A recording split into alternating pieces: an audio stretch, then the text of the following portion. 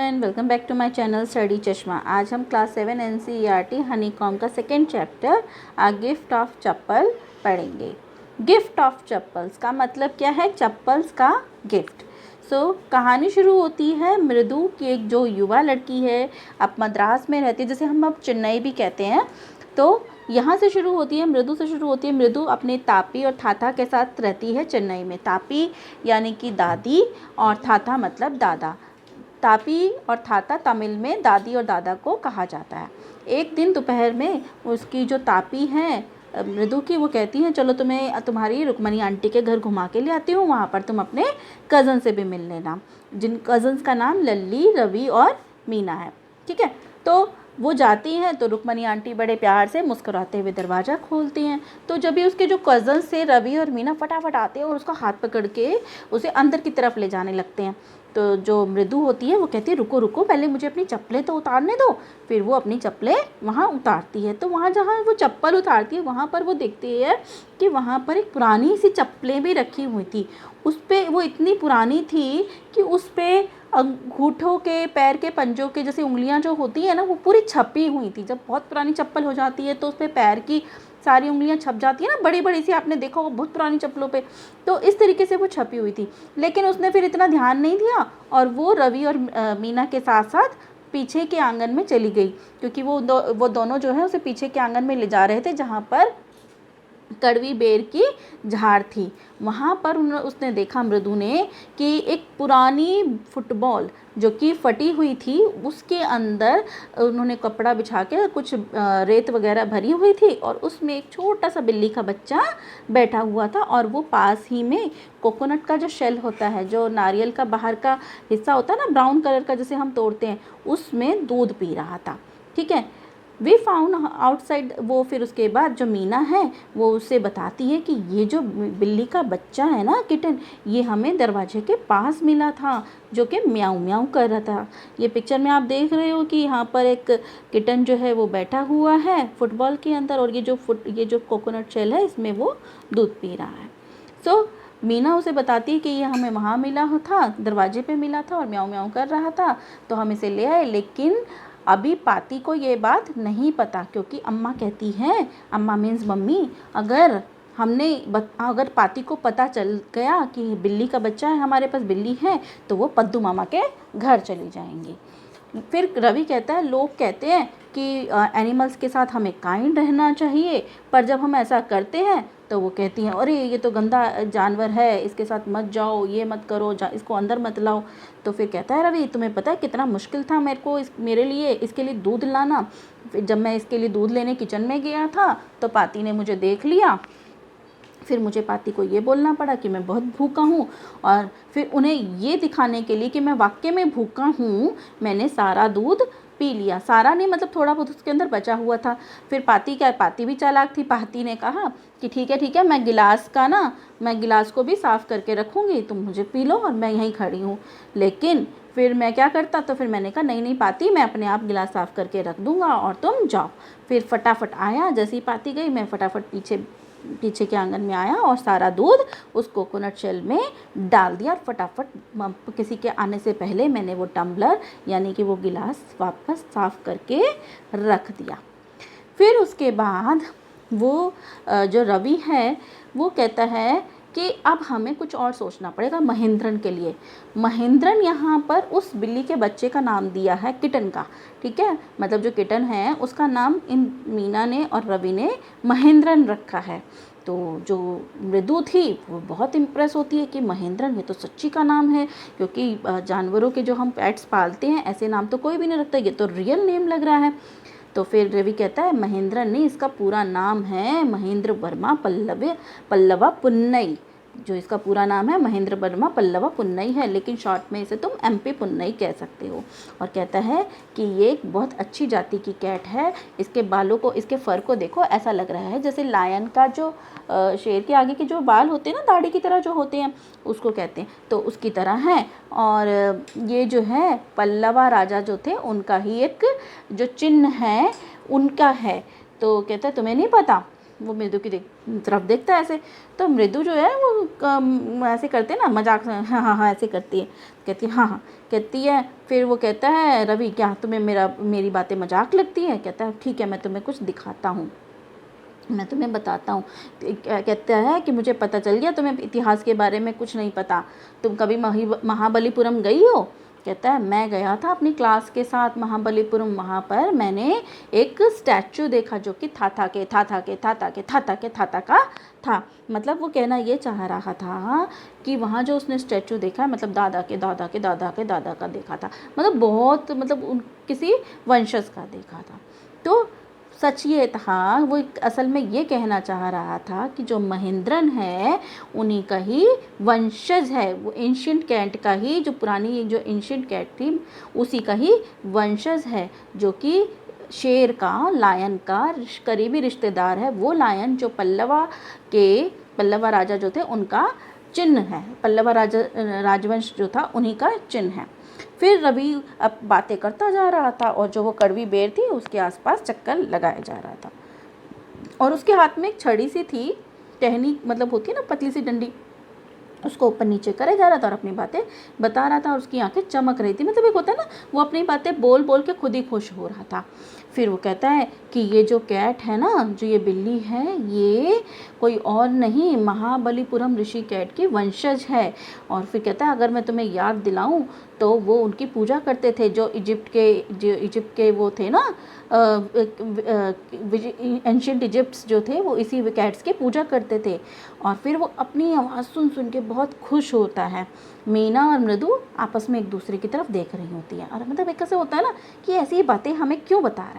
फिर मृदु कहती है कि तुम क्यों बता रहे हो मुझे ये सब बातें? फिर रवि कहता है हाँ मैं तुम्हें ये बता रहा हूँ कि जो बिल्ली है ना उनकी वंशज है इजिप्शियन कैट डॉग की। कहता है डॉग गॉड नहीं, भगवान नहीं, जो गॉडेस है, गॉडेस मतलब जो देवी होती है ना उसे गॉडेस कहते हैं। देवी बेस्टेट है, हाँ कहता है हाँ जो बेस्टेट देवी हैं उनकी वंशज है।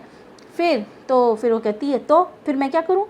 तो वो कहता है कि ये जो है ये पल्लवा शिप के साथ, फिर रवि अपनी फिर बातें शुरू कर देता है, पल्लवा शिप के साथ आ गई थी और ये उन्हीं की पूर्वज हैं, वंशज हैं। तो कहने का मतलब ये है कि यहाँ पर रवि अपनी बात को इतना बढ़ा चढ़ा के कहता है कि ये उसकी बहुत वंशज है, जो इजिप्शियन कैट थी वो ऋषि कैट और उनके वंशज है, ये बहुत अच्छी जाति की हैं। तो यहाँ पर उस बात को बहुत ज़्यादा बढ़ा चढ़ा कर कहता है। फिर वो कहता है जो रवि है वो कहता है एमपी पुन्नई, जैसे हम पुचकारते हैं ना एनिमल्स को, इस तरीके से वो पुचकारने लगता है।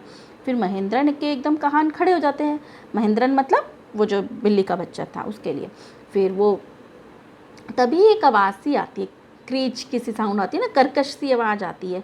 तो जो मृदु होती है वो एकदम परेशान सी हो जाती है, मतलब कि किस चीज़ की आवाज़ है। और उधर जो एमपी पुन्नई है वो भी डर जाता है, और वो इतना डर जाता है कि वो फटाफट वहाँ पास में जो जहाँ एक ट्रे में जो लाल मिर्ची सूख रही थी उसके पीछे छिपने की कोशिश करता है, लेकिन वो मिर्ची उस पर ही गिर जाती है। और वो जो क्रीच की वो जो कर्कश की आवाज़ थी वो आए जा रही थी। फिर मृदु पूछती है कि आवाज़ किस चीज़ की है? फिर रवि कहता है ओह ये तो लल्ली वायलिन बजाना सीख रही है। वो कहता है कि म्यूज़िक मास्टर हैं जो इतना अच्छे से बजाते हैं, जैसे ट्रेन जो है एक ट्रैक पे चलती है ना और इतनी अच्छी सी आवाज़ आती है, और लल्ली की जो ट्रेन है म्यूज़िक की वो कभी ट्रैक पे आती ही नहीं है। फिर वो तीनों एक विंडो के पास, जहाँ जिधर से आवाज़ आ रही थी उस विंडो के पास चले जाते हैं। तो वहाँ से वो देखते हैं कि जो लल्ली है, उस विंडो में से दिखता है लल्ली जो है वो कुछ ही दूर पे बैठी होती है और वो वायलिन को बड़े ऑकवर्डली से पकड़े हुए थे। अगर आप ये पिक्चर देखोगे तो देखो उसने वायलिन को कितने अजीब तरीके से पकड़ा हुआ है, ठीक है ना। फिर और जो उसके सामने है, ठीक सामने, यानी कि उसकी जो म्यूज़िक मास्टर की जो पीठ है, पीठ की तरफ जो ये बच्चे तीनों खड़े हैं, और लल्ली, रवि और मीना, और जो यहाँ नीचे मास्टर जी बैठे हुए हैं, ठीक है। तो फिर यहाँ मास्टर जी का डिस्क्रिप्शन किया गया है कि जो मास्टर जी थे वो कैसे थे। तो वो कहती हैं कि जो मास्टर जी के बाल्ड हेडेड मतलब गंजे से थे, और उनके जो बाल, जो थोड़े मोड़े बाल थे कान के आसपास, उनमें बहुत सारा तेल लगा हुआ है, और उसकी भी उन्होंने चोटी सी बना रखी है। साथ में ही उन्होंने एक पुराने मतलब एक ओल्ड फैशन गमछा सा पहना हुआ है, और साथ में उन्होंने पतली सी गर्दन में उनकी एक गोल्ड चेन पहनी हुई है जो कि बहुत ज़्यादा चमक रही है। और जो क्या कहते हैं, उन्होंने एक डायमंड की रिंग भी पहनी हुई है जो कि जब वो बजाते हैं वायलिन तो उसमें बहुत ज़्यादा चमक आती है।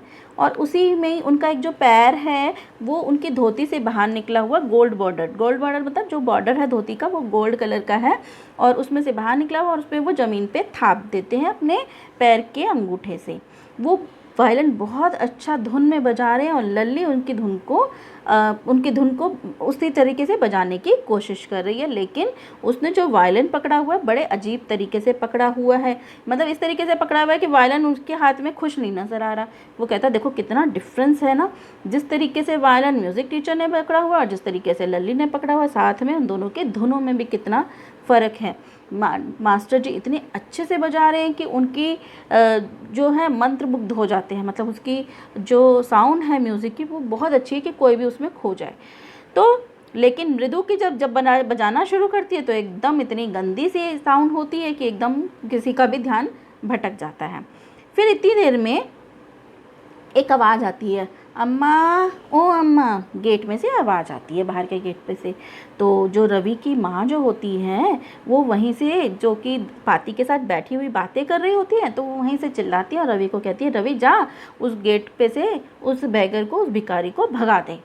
तो फिर वो अपनी उस पाती को बताती है कि ये जो बैगर है ये 1 हफ्ते से आ रहा है और इसे कोई और घर नहीं मिलता भीख मांगने के लिए, रोज़ के रोज़ यहीं आ जाता है, 1 हफ्ते के लिए ये यहीं पे आ रहा है। तो फिर मृदु और मीना और रवि जो है वो चले जाते हैं तो तब जाके उसको भगाने के लिए, बैगर को भगाने के लिए, भिखारी को भगाने के लिए। तो वो लेकिन देखते हैं कि जो भिखारी है वो पहले ही गार्डन में आराम से बैठ गया हो, जैसे कि उसी का घर हो।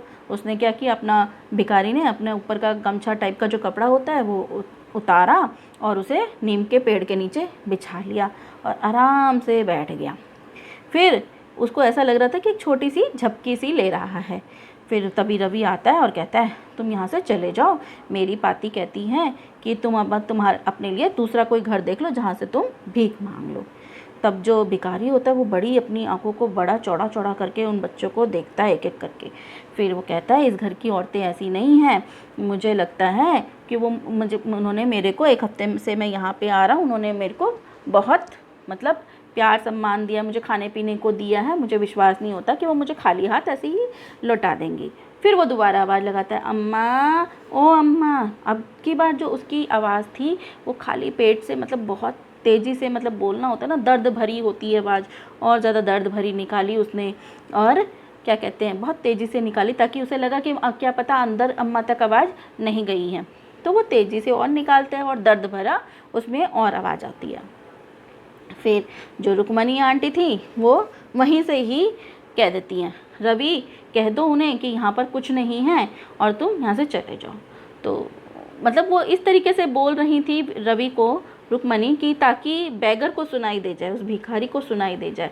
तो रुक्मणी आंटी ने इस तरीके से कहा था तो रवि को पता चल ही गया था और भिखारी को भी पता चल गया था कि अब मतलब मेरा यहाँ पे दाना पानी हट गया। और रवि ने भी दोबारा उसे भिखारी को बताने की ज़रूरत नहीं समझी। फिर क्या होता है कि फिर वो कहता है भिखारी ठीक है मैं चला जाऊंगा, लेकिन मुझे थोड़ी देर यहाँ पर आराम करने दो। तुम देखो बाहर कितनी धूप हो रखी है, तारपीन है ना, होती है ना जो सड़कों पे बिछी होती है काले काले रंग की, ठीक है, वो भी मेल्ट हो रही है रोड पे। और मेरे पैर जो है देखो पूरी तरह छाले पड़े हुए। फिर वो अपना पैर दिखाता है जिसमें छाले पड़े हुए थे और उनमें मतलब वो फटे हुए थे, पिंक कलर के हो रखे थे क्योंकि वो नंगे पैर चल रहा था, उसके पैरों में चप्पल नहीं थी। फिर जो मृदु होती है वो फुसफुसा के मीना और रवि से धीरे से बोलती है मुझे लगता है कि इसके पास पैसे नहीं हैं चप्पल खरीदने के लिए। फिर वो कहती है क्या तुम्हारे घर में कोई पुरानी चप्पलें पड़ी हुई हैं? तो अगर पड़ी हैं तो इसे दे दो कहीं से लाके तो ये पहन ले। फिर रवि कहता है मुझे नहीं पता, लेकिन अगर मैं इसे अपनी दूंगा तो इसके तो बहुत मतलब वो इसे आएगी नहीं, और अगर मैं तुम्हारी दोनों की दूंगा तो भी इसे ठीक नहीं आएंगी क्योंकि वो भी इसके साइज़ की नहीं है, वो सारी इसे छोटी रहेंगी। फिर वो जो भिखारी होता है वो अपना कपड़ा उठाता है, झाड़ता है और अपनी धोती कसता है, फिर जाने के लिए देखता है। फिर लेकिन उसकी जो नज़रें हैं रोड पर जाती है, मतलब होता है ना इतनी तपती धूप में फिर जाना पड़ेगा, फिर करना पड़ेगा, जाऊँ कैसे जाऊँ नंगे पैर। तो फिर उसने जो मीना है वो कहती है हमें इसके लिए कुछ करना चाहिए, ये सही बात नहीं है। फिर रवि भी कहता है हाँ हाँ ये सही बात नहीं है, मुझे कुछ सोचने दो, मैं कुछ ना कुछ इसके लिए करता हूँ।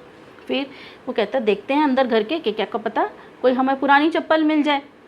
फिर वो वरांडा वगैरह में घर के अंदर चप्पल ढूंढते तो उनकी नज़र एक पुरानी सी चप्पल पे पड़ती है। तो वो कहते हैं, मृदु कहती है ये वो रवि को कहती है ये किसकी चप्पलें हैं। तो रवि उनको देख के खुश होता है कि भैया तो पुरानी, बहुत पुरानी चप्पलें हैं। तो वो कहता है और ये चप्पलें उनको बिल्कुल सही साइज़ की भी हैं, मतलब कि जो भिखारी को आ जाएंगी। तो फिर फटाफट वो चप्पलें उठाता है और मृदु और मीना भी उसका मतलब उसके साथ साथ गार्डन की तरफ आते हैं। फिर क्या होता है, वो जो तीनों बच्चे उसे वो चप्पलें दे देता है और कहते हैं भिखारी को कि तुम इस चप्पल को पहन लो और दोबारा इधर वापस मत आना। वो बैगर जो है, भिखारी जो है, अपना वो चप्पलों को पहन लेता है और उसे बड़ी खुशी होती है और वो बच्चों को आशीर्वाद देता हुआ चला जाता है। क्योंकि अब उसके पैरों में चप्पलें थी तो अब कोई दिक्कत नहीं थी, वो फटाफट वहाँ से चला जाता है और वहाँ से गायब हो जाता है। इतने में म्यूज़िक मास्टर की क्लास ख़त्म हो जाती है और वो घर के बाहर आ जाते हैं और इधर उधर देखते हैं। फिर वो देखते हैं, फिर आवाज़ लगाते हैं लल्ली, कुछ सेकंड के बाद आवाज़ लगाते हैं लल्ली तो मेरी चप्पल क्या तुमने देखी है, मैंने तो यहीं रखी थी।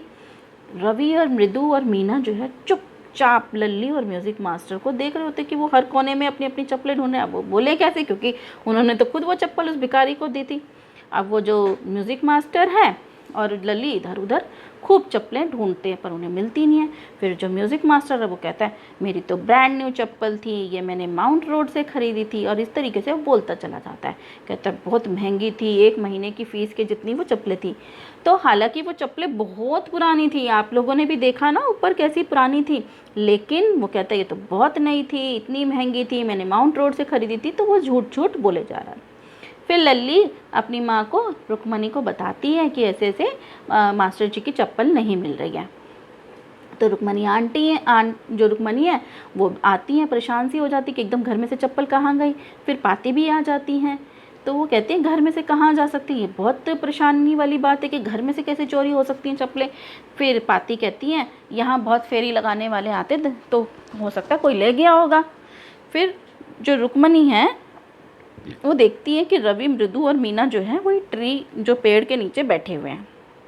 फिर वो कहती है रुक्मणी बच्चों से क्या तुमने देखी है उन्हें। तो फिर बच्चे और ज़्यादा चुप हो जाते हैं और वो धीरे धीरे और ज़्यादा धीरे हो जाते आने लगते हैं। फिर वो कहती क्या तुमने वरांडा में यहाँ पे किसी को आते आते देखा है, आते जाते देखा है। फिर उसकी जो बोहों के बीच में एक वी शेप मार्क बन जाता है रुक्मणी के आंखों जो बोहें होती है, मतलब वो बहुत ज़्यादा गुस्से में आ जाती है क्योंकि उसे ये शक हो जाता है कि कुछ ना कुछ इन बच्चों ने चप्पलें या तो छुपा दी है या इन्हें पता है कि वो चप्पलें कहाँ हैं। फिर रुक्मणी आंटी जो होती हैं फिर से वो टाइट आवाज़ में पूछती हैं कि वो चप्पलें तुम्हें पता है। तो जो मृदु थी वो थोड़ा डर जाती है और डर के मारे काँपने लगती है। फिर वो सारी सच्चाई बता देती है कि हमने वो चप्पलें उस गरीब भिखारी को दे दी है क्योंकि वो नंगे पैर था और उसके पैरों में ऐसे ऐसे छाले पड़ गए थे। फिर जो रुक्मणी है वो बहुत गहरी सांस लेती है और चिल्लाती है कि तुमने कैसे उनको वो दे दी हैं, चप्पलें दे दी हैं, तो फिर मतलब तुम्हें ऐसे नहीं देना चाहिए था, तुमने म्यूज़िक मास्टर की चप्पलें उठा के दे दी है उस भिखारी को। ऐसे भी कोई करता है, आजकल के बच्चे तो बड़े ही वो हैं। पाती भी कहने चिल्लाने लग जाती है आजकल के बच्चों से बस राम ही बचाए। तो इस तरीके से दोनों गुस्सा होने लगते हैं। फिर वो जो रवि है वो कहता है अम्मा आप ही तो कहती हो कि करण इतना बड़ा दानवीर था, उसने अपने कानों के गोल्ड के जो सोने के कान के कुंडल थे वो भी दान कर दिए थे और हमने ऐसा करा तो आप डांट रहे हो। फिर रुक्मणी कहती है बेवकूफ़, करण अपनी चीज़ें देता था, किसी दूसरे की उठा के नहीं देता था। तो वो कहता है मेरी चप्पलें, रवि कहता है मेरी चप्पलें उसे ठीक नहीं आती, और अगर अम्मा मैं अपनी चप्पलें दे भी देता तो क्या आप तब भी गुस्सा नहीं होती। अब रुक्मणी और ज़्यादा गुस्से में हो जाती है। फिर वो कहती है तुम 1 मिनट के अंदर चले जाओ कमरे के। तो फिर वो तीनों बच्चे अंदर चले जाते हैं फटाफट। फिर वो जो रुक्मणी है अंदर जाती है और अंदर से गोपू मामा की चप्पलें, नई चप्पलें लेकर आती हैं। मतलब कि गोपू मामा ने वो चप्पलें हार्डली, मतलब कभी कभार ही पहनी थी। फिर वो म्यूज़िक मास्टर से कहती है कि ये चप्पलें आपको बिल्कुल ठीक आएगी और मैं बहुत शर्मिंदा हूँ कि मेरे बच्चों ने ऐसा किया और मेरा बेटा बहुत शरारती है। फिर म्यूज़िक मास्टर कहता है कि आजकल के बच्चे तो वह किसी वानर से कम नहीं है। आजकल का ये जो बच्चे हैं ये वानर से कम नहीं है, इनसे तो राम ही बचाए। और रुक्मणी की जो आंखें और चौड़ी हो जाती है। वो मतलब जब रवि को बारे में वानर बोला, बंदर बोला, तो उन्हें अच्छा नहीं लगा। वो दरवाजे पे ऐसे खड़ी हो जाती हैं कि भाई यहाँ से चला जाए म्यूज़िक मास्टर। अब फिर वो जो म्यूज़िक मास्टर है वो नई चप्पलें पहन लेता है। तो लेकिन वो ऐसा दिखाता है कि वो खुश नहीं है, क्योंकि चप्पलें तो उसकी पुरानी थी, लेकिन वो ये दिखाता है कि मैं मतलब अपनी खुशी जाहिर नहीं करता, लेकिन वो खुश बहुत होता है उन चप्पलों से। और फिर वो चला जाता है। फिर वो जब नई चप्पलें पहन के चला जाता है तो उसके बाद रुक्मणी आवाज़ लगाती है बच्चों को कि बच्चों आओ खाना लंच कर लो। और फिर देखते हैं तो इधर बच्चे चले जाते हैं खाना खाने के बाद खाना खाने के लिए। फिर उसके बाद वो रुक्मणी कहती है भगवान का शुक्र है कि गोपू मामा की चप्पलें उन्हें बिल्कुल ठीक आ गई। फिर और गोपू मामा इन चप्पलों को पहनते नहीं हैं। फिर वो जैसे ही किचन में से बाहर आने लगी मृदु और मीना के साथ, फिर एकदम अचानक वो हंसने लगी। फिर हंसते हंसते फिर वो बोलने लगी कि तुम्हारे मामा जब ऑफिस से आएंगे, हमेशा जब भी ऑफिस से आते हैं तो सबसे पहले अपने जूते और जुराबे उतार के चप्पलें ही पहनते हैं घर आके। अब जब मामा आएंगे शाम को तो मैं उनसे क्या कहूँगी और क्या बोलूँगी कि चप्पलें मैंने म्यूज़िक मास्टर को दे दी हैं। तो ऐसा कह के वो हंसने लग जाती हैं। यहाँ पे कहानी का अंत होता है। चप्पलें, जो चप्पल का गिफ्ट था, एक तो भिखारी को मिल गया और एक म्यूज़िक मास्टर को, जो कि बहुत पुरानी चप्पलें पहन के घूम रहे थे। तो दोनों व्यक्ति बहुत खुश हो गए। ये कहानी थी गिफ्ट ऑफ चप्पल की। नेक्स्ट वीडियो में इसके क्वेश्चन आंसर डिस्कस करेंगे। Stay tune for more videos. Till then, bye bye.